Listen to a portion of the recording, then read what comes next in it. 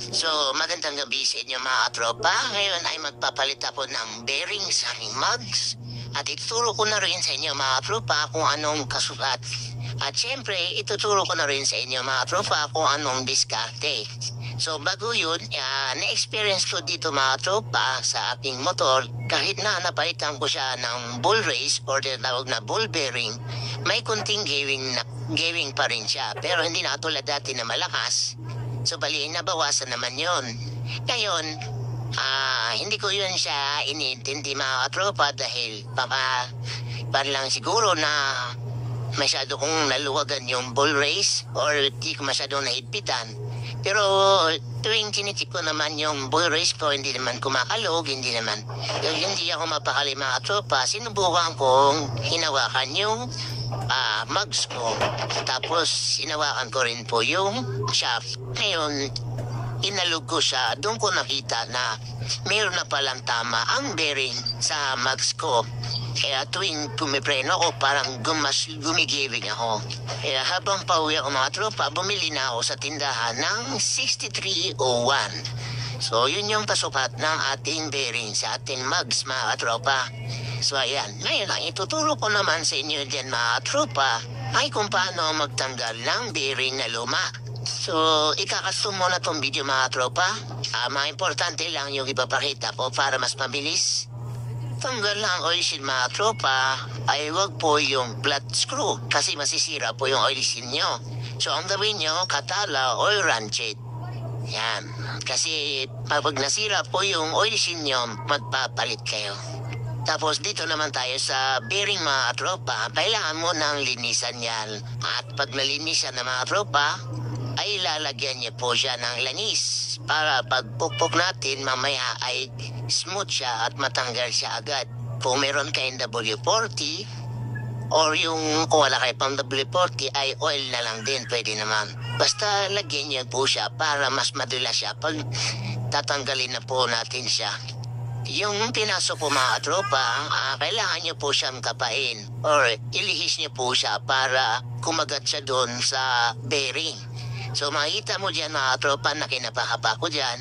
At nung nakapa ko na siya mga tropa, sabay pukpok. So sa pagpukpok na mga tropa, ay kailangan nyo rin po yung dandahanin. Huwag yan naman po yung masyadong malakas kasi pwedeng masira din yung lagayan ng bearing natin sa mugs. Mga dating mahigpit, ngayon luluwag siya. So sa pagpalo lang, tamang palo lang mga tropa, okay na yan. At matatanggal din po yan kasi nilagyan natin ng oil.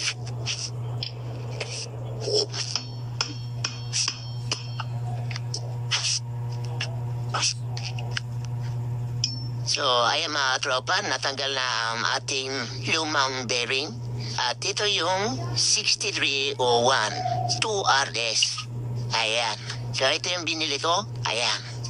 Makita niyo dyan mga tropa na 6301 2RS din yung binili ko.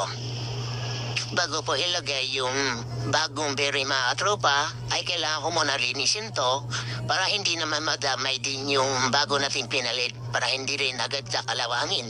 Sinakita nyo dyan mga tropa na napakaraming kalawang na.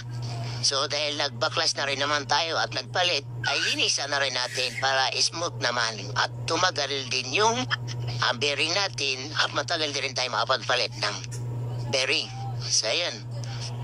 At bago ko makalimutan mga katropa, no, yung luma nating bearing, huwag niyo po agad itatapon yan kasi madadamit po natin yan pag ipasok yung bagong bearing. So makikita din nyo mamaya dyan. So ito na mga tropa, malinis na siya. At siyempre yung bago nating bearing mga tropa, ay lalagyan din natin ng grasa para mas smooth siya at tumagal yung lifespan ng ating bearing. At siyempre mga tropa, huwag niyong kalimutan lagyan din ng grasa yung loob. Ayan. Kahit punti lang yan, kahit pahid lang.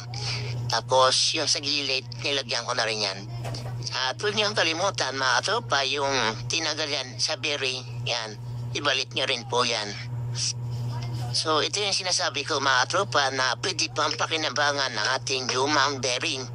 So yan yung sisilbing pampok natin, no, para hindi masira yung bearing natin na bago. So makita niyo mga tropa, unti-unti na siyang lumulubog. Siyempre nilagyan ko yan ng oil para hindi naman gaano mahirap. Ayan. So ayan, kitang-kita mga tropa na lumubog na siya. At siyempre, hindi pa tapos yan mga tropa dahil ilulubog pa natin yan mga tropa. At bago matapos tong video na to mga tropa, ay nice kong magpasalamat sa mga solid followers ko at sa mga solid na sumusuporta sa aking channel, mga nagbe-message kung anong dapat gawin. At nagpapasalamat ako doon dahil sa pagtitiwala nyo sa akin kahit hindi man ako professional na mekaniko. Pero makaka-assure kayo mga tropa na lahat na mga sinasabi ko ay mapagkakatiwalaan nyo dahil ayoko rin naman mapahama kayo sa mga sinasabi ko. Gusto ko magawa ko muna at may pakita ko sa inyo at makakita din nyo na yung mga idea kung paano gawin. Kung kaya po, kaya nyo rin yan mga tropa. Basta magtiwala kayo sa sarili nyo at syempre, kailangan nyo lang po tandaan kung ano yung mga pinagtatanggal nyo. So, ride safe sa inyo mga tropa at God days na marami kayong natutunan sa konting kaalaman din sa pagbablog ko.